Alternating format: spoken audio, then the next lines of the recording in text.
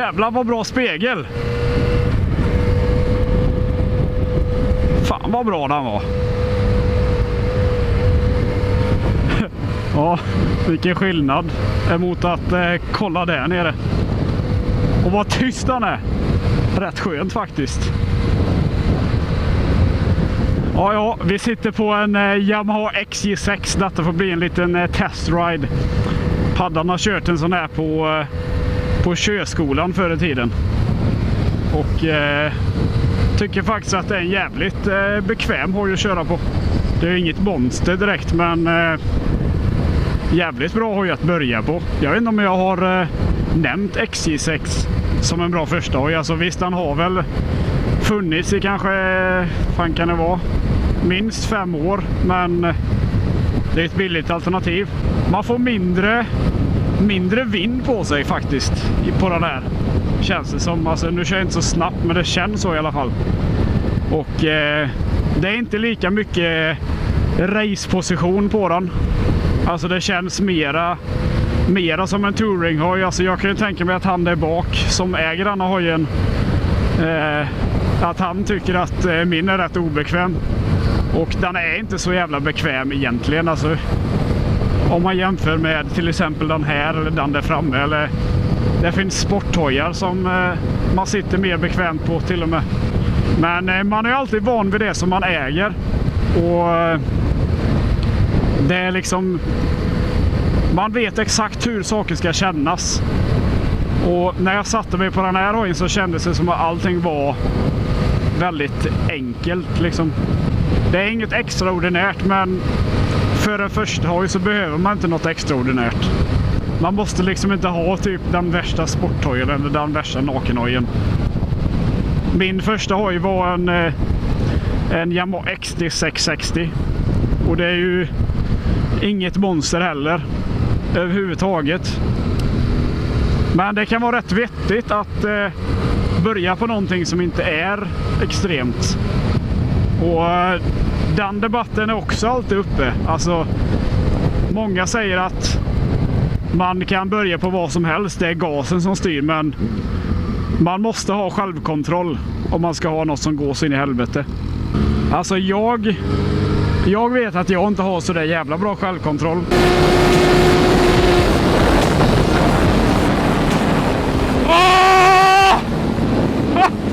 Åh fy fan! Och därför skulle jag aldrig kunna börja på en sporthoj det första jag gjorde. I mitt fall så är det mer lämpligt att börja på någonting som inte är extremt. Bara för att jag ska lära mig liksom att köra motorcykel egentligen. Bara för att man tagit sitt körkort så betyder det inte att man kan det bra. Man är nybörjare faktiskt ganska länge. Och man är aldrig fullärd heller. Om man inte heter Valentino Rossi. Vart ska vi egentligen? Vart ska vi? Skulle jag svängt in i centrum?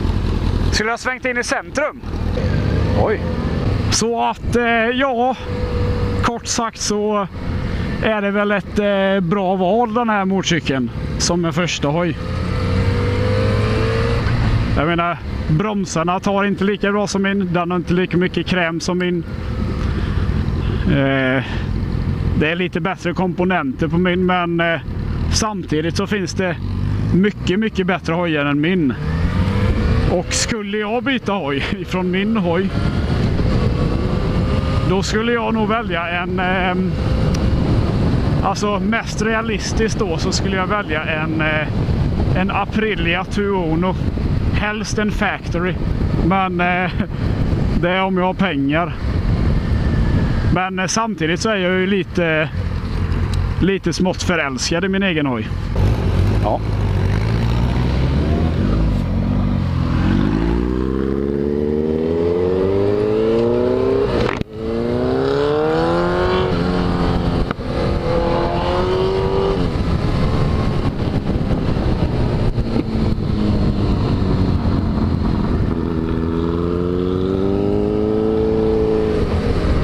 Och eftersom jag är förälskad i min egen hoj så är det väldigt svårt att byta bort den. Alltså, vi har ett band. Hur dumt det än låter. Alltså, även om jag vet att det finns bättre hojar som är bättre på egentligen allting. Dessutom så tycker jag att en Aprilia Tuono ser minst lika bra ut. Alltså, jag tycker att min är riktigt snygg, men jag tycker att en Aprilia Tuono ser nästan bättre ut. Det är en jävligt hårfin gräns där. Men som sagt, även om den har bättre komponenter på allting, alltså rent realistiskt så kommer jag inte utnyttja det. Det kommer liksom bara vara små lullull-grejer som jag uppskattar lite mer. Alltså så ser jag det nu. Men det är klart att jag är sugen ändå, för att den har ju en motor som är rätt ovanlig. En V4-motor. Det är inte många andra märken som använder V4. Och vad jag vet så är Aprilia det enda som tillverkar hojar som har V4 just nu. Och jag tycker att det ljudet som kommer ifrån en V4, det är alltså ljudorgasm. Om ni inte vet hur det låter så kan jag lägga in ett litet klipp med en Aprilia Tuono som gör en flyby här.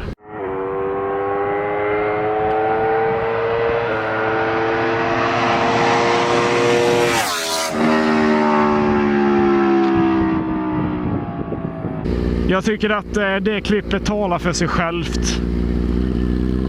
Det är ett riktigt jävla gött ljud. Och så en inline 4 låter ju också jävligt gött, men det är fruktansvärt vanligt. Jag tycker att V4 låter godare. Det gör jag. Och de som har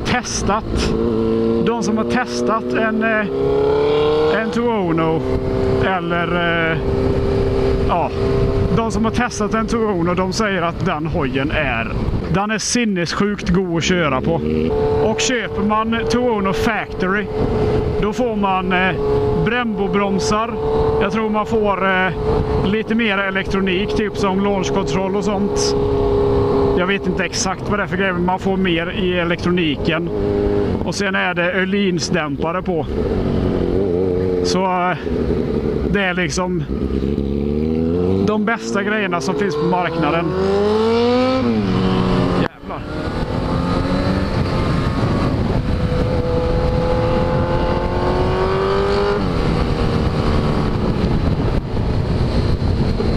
Men man kan ju fråga sig själv, behöver jag byta hoj? Nej, det behöver jag inte.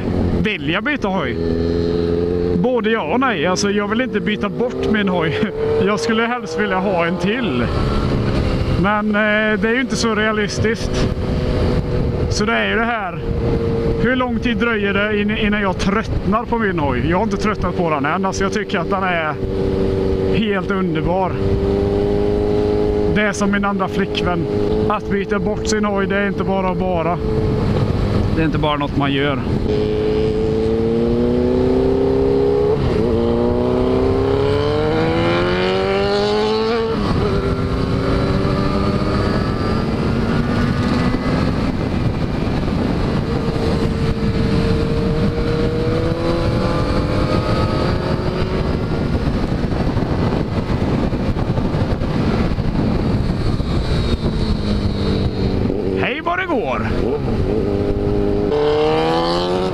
Där märkte jag en jävla stor skillnad på bromsarna. Alltså min hugger ju till som fan.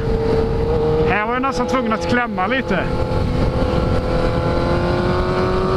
Alltså det är så här små grejer. Och till exempel om jag då hade varit van vid att köra på en Tuono och så gick över till min hoj då hade jag märkt att bromsarna tog sämre.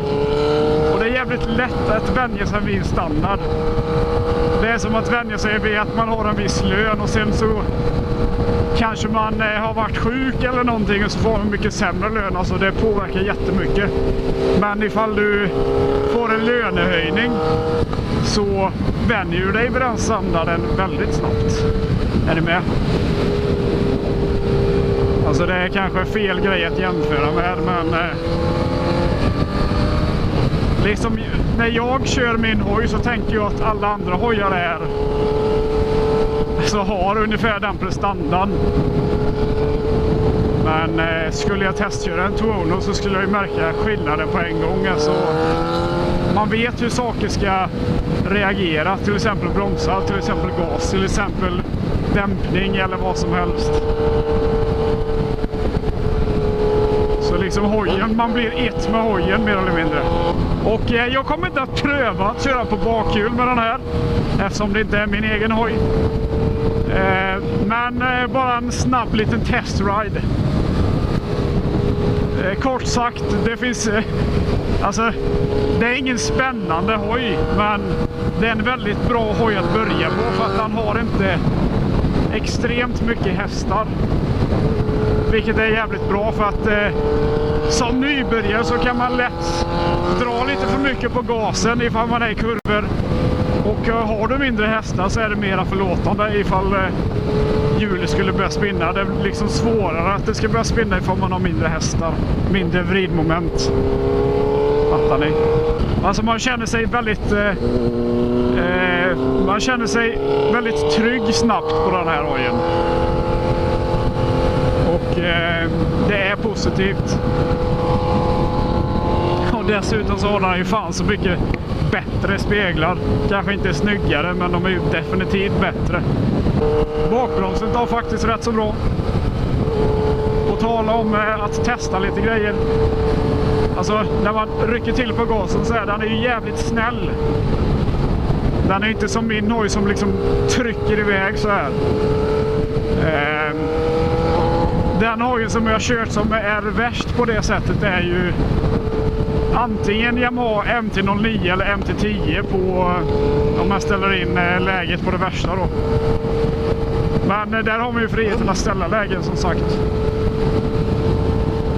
Och liksom, ja, en väldigt förlåtande hoj helt enkelt. Alltså, jag vet inte riktigt vad mer jag ska säga. Man sitter med benen så sitter man liksom planterad typ. Sätet är ganska bekvämt.